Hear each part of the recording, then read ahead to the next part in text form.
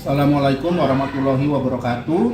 Saya Dr. Indra Pahala, dosen Fakultas Ekonomi Universitas Negeri Jakarta sebagai pengampu mata kuliah akuntansi pajak. Pada kali ini kita akan menyimak presentasi yang akan disampaikan oleh mahasiswa saya dari kelas S1 Akuntansi C angkatan 2022, yaitu akan menyampaikan salah satu materi dari mata kuliah akuntansi pajak. Baik, untuk semuanya, selamat menyaksikan dan menyimak materi-materi yang akan disampaikan oleh mahasiswa saya. Terima kasih. Wassalamualaikum warahmatullahi wabarakatuh.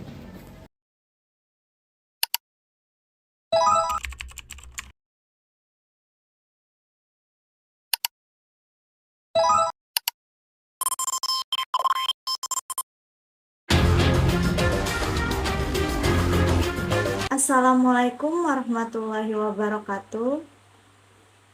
Yang terhormat kepada Pak Indra Pahala SEMSI selaku dosen mata kuliah akuntansi pajak, kami dari kelompok 7 akan menjelaskan materi mengenai akuntansi kas dan bank.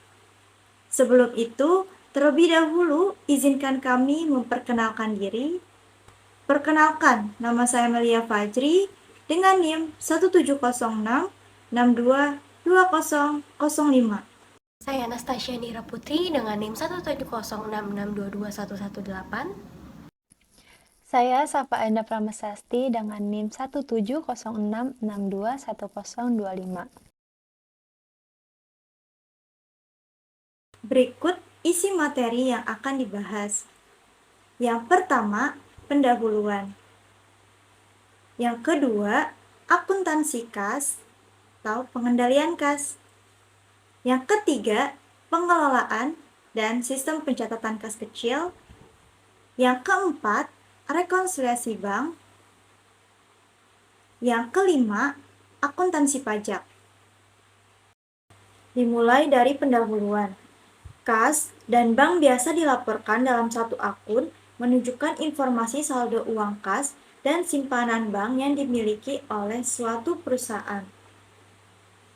Kas adalah alat pembayaran yang siap dan bebas digunakan untuk membiayai kegiatan umum perusahaan, atau disebut juga uang tunai yang paling likuid. Sedangkan bank adalah saldo rekening giro yang dapat digunakan secara bebas untuk membiayai kegiatan umum perusahaan. Yang tidak termasuk ke dalam pengertian kas atau setara kas baik menurut akuntansi maupun perpajakan, yaitu 1. Deposito berjangka yang jatuh temponya ini lebih dari 3 bulan atau rollover. Saldo rekening berupa deposito yang jatuh temponya lebih dari 3 bulan atau rollover tidak termasuk ke dalam pengertian kas karena tidak dapat digunakan sewaktu-waktu. Yang kedua, cek kosong dan cek mundur. Cek mundur tidak dapat diuangkan sampai jatuh temponya sehingga tidak memenuhi syarat sebagai kas. Cek mundur yang diterima untuk melunasi piutang belum mengurangi saldo piutang. Apabila dapat diuangkan karena tidak cukup dananya di bank, cek tersebut disebut kosong. Cek kosong sama sekali tidak memiliki harga sehingga tidak dapat dianggap sebagai aset perusahaan.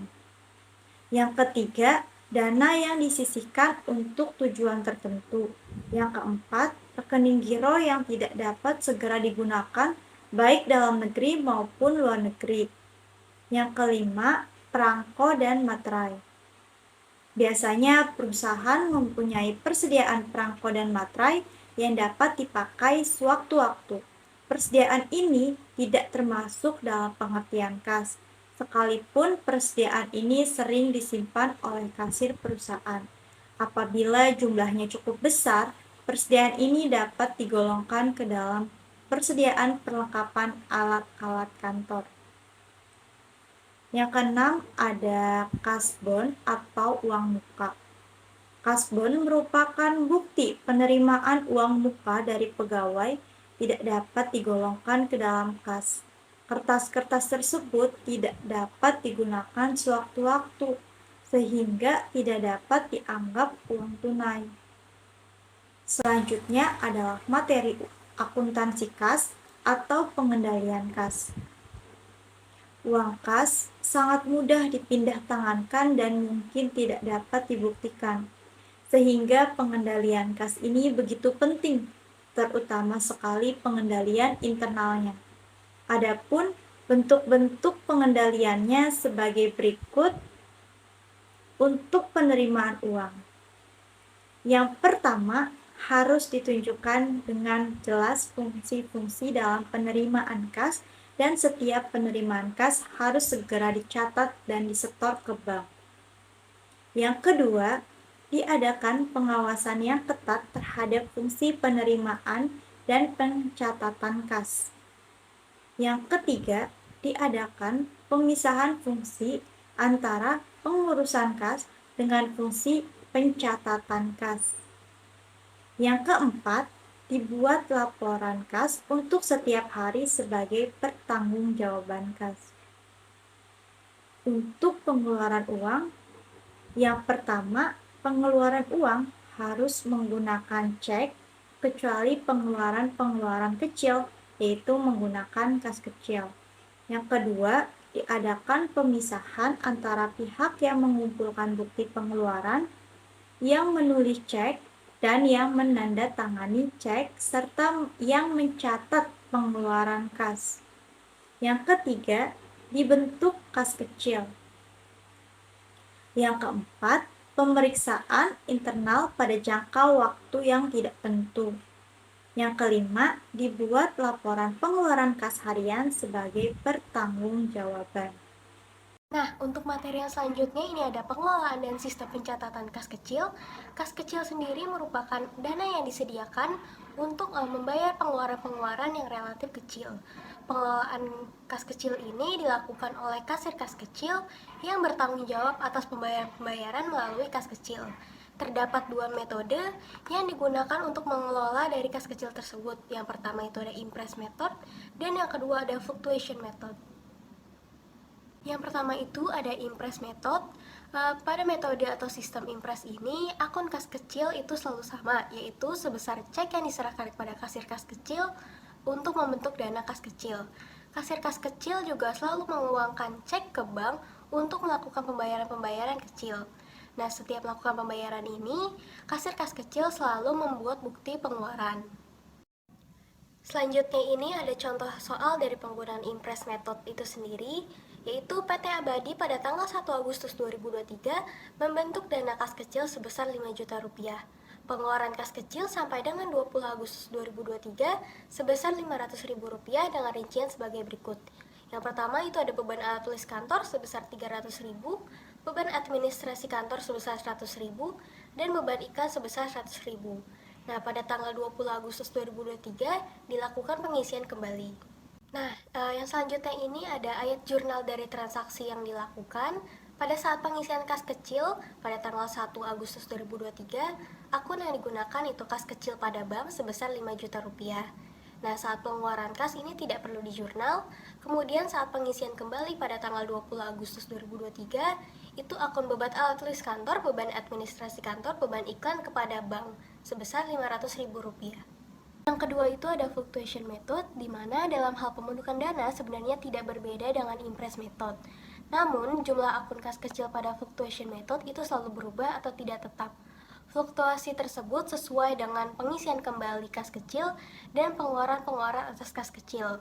Nah, pengeluaran-pengeluaran ini dicatat secara langsung saat ada pengeluaran. Selanjutnya ini ada contoh soal dari fluctuation method itu sendiri. PT Nusa membentuk dana kas kecil sebesar 1 juta rupiah pada tanggal 1 Juli 2023. Transaksi yang terjadi selanjutnya sebagai berikut. Pada tanggal 3 Juli membayar iklan sebesar 400.000, pada tanggal 10 Juli 2023 membeli alat tulis kantor sebesar 300.000, dan pada tanggal 15 Juli 2023 mengisi kembali dana kas kecil sebesar 500.000. Nah, yang selanjutnya ini ada ayat jurnal atas transaksi-transaksi tersebut. Yang pertama itu pembentukan kas kecil, akunnya kas kecil pada bank sebesar 1 juta rupiah. Tanggal 3 itu membayar iklan, akunnya beban iklan kepada kas kecil sebesar Rp400.000. Dan tanggal 10 membayar alat tulis kantor, akunnya beban alat tulis kantor kepada kas kecil sebesar Rp300. Dan yang kemudian yang terakhir itu tanggal 15 mengisi kembali dana kas kecil, akunnya itu kas kecil pada bank sebesar Rp500.000. Di sini saya akan membahas materi tentang rekonsiliasi bank, di mana rekonsiliasi bank bertujuan untuk mengecek ketelitian pencatatan akun kas dan bank, serta bertujuan untuk mengetahui penerimaan atau pengeluaran yang telah terjadi di bank, namun belum tercatat oleh perusahaan. Hal ini menyebabkan timbulnya perbedaan antara saldo pada catatan kas dengan saldo laporan bank. Faktor yang menimbulkan perbedaan tersebut yang pertama, elemen-elemen oleh perusahaan sudah dicatat sebagai penerimaan uang tetapi belum dicatat oleh bank.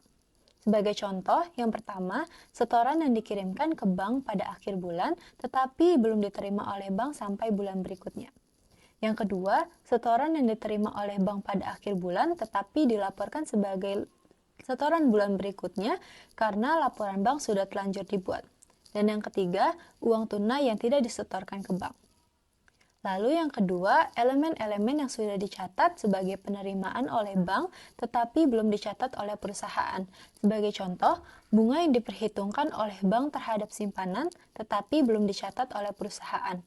Yang kedua, penagihan wesel oleh bank sudah dicatat oleh bank sebagai pengeluaran tetapi belum dicatat oleh perusahaan.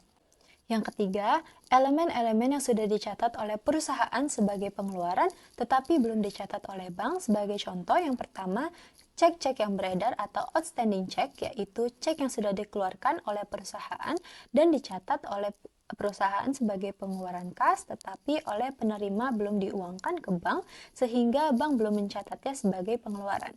Yang kedua, cek yang sudah ditulis dan dicatat dalam jurnal pengeluaran uang, tetapi ceknya belum diserahkan kepada yang dibayar. Belum merupakan pengeluaran sehingga jurnal pengeluaran kas harus dikoreksi pada akhir periode. Yang keempat, elemen-elemen yang sudah dicatat oleh bank sebagai pengeluaran tetapi belum dicatat oleh perusahaan. Sebagai contoh, yang pertama, cek dari pelanggan yang ditolak oleh bank karena ternyata saldo kosong tetapi belum dicatat oleh perusahaan. Yang kedua, bunga yang diperhitungkan atas overdraft atau penarikan di bank melebihi saldo yang dimiliki tetapi belum dicatat oleh perusahaan. Selanjutnya, penyusunan rekonsiliasi bank dapat dilakukan dengan dua cara, yaitu yang pertama dengan rekonsiliasi saldo akhir, dalam bentuk yang pertama laporan rekonsiliasi saldo bank dan saldo kas untuk menunjukkan saldo yang benar. Yang kedua, laporan rekonsiliasi saldo bank pada saldo kas. Selanjutnya, yang kedua, rekonsiliasi saldo awal, penerimaan, pengeluaran, dan saldo akhir dalam bentuk yang pertama, laporan rekonsiliasi saldo bank pada saldo kas, dan laporan rekonsiliasi saldo bank dan kas yang menunjukkan saldo yang benar. Materi selanjutnya yang akan saya bahas yaitu tentang akuntansi pajak. Dalam akuntansi komersial, kas dan bank sebagai pos yang paling liquid dalam bentuk uang kertas, uang logam, saldo rekening, giro, dan tabungan, perlakuan akuntansi kas dan bank tidak diatur tersendiri dalam undang-undang pajak, sehingga dalam pengertian kas juga mengikuti ketentuan akuntansi komersial seperti yang tidak termasuk kategori kas, yaitu yang pertama deposito, bentuk deposito jangka panjang atau jangka pendek tidak termasuk dalam kas. Yang kedua, persediaan perangko dan materai.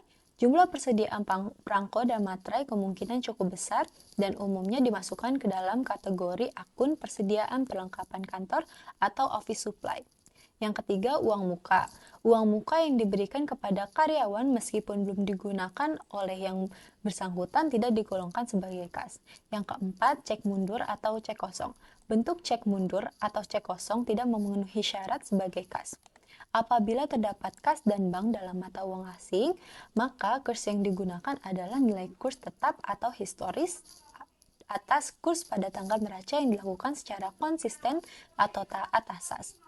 Sekian pemaparan materi tentang akuntansi kas dan bank dari kelompok kami. Kurang lebihnya mohon maaf. Wassalamualaikum warahmatullahi wabarakatuh.